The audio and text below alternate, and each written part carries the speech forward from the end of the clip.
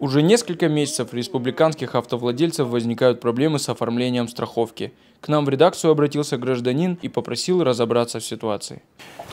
По его словам, сотрудники страховых компаний отказываются выдавать ему полис ОСАГО без оплаты страхования жизни. Попытаемся разобраться, так ли это. Наша съемочная группа посетила ряд страховых компаний, и практически в каждой из них нам давали один и тот же ответ. Так, 5136 будет у нее, допустим, как она делает. 5136, да. Так, 1742 на 8 плюс 8. Почему так много? Она жизнь страхует и неограниченную страховку. Жизнь?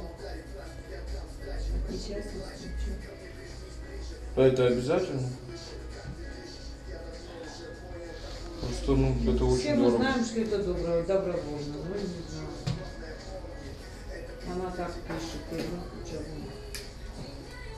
То есть можно ни жизнь не страховать, или надо? Ну, она добровольная, но все компании сейчас страхуют вместе с жизнью. И без этого не делают, да? Без этого.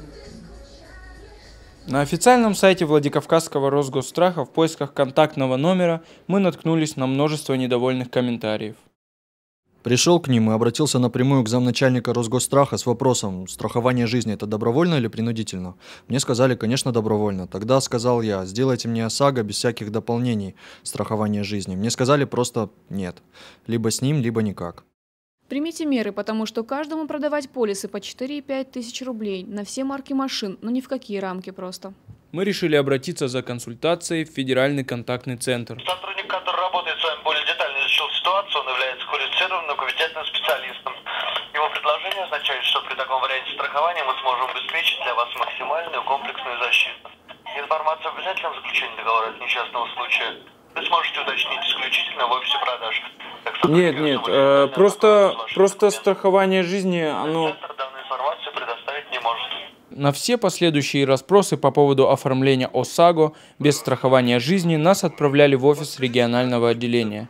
Мы решили обратиться в Роспотребнадзор за консультацией.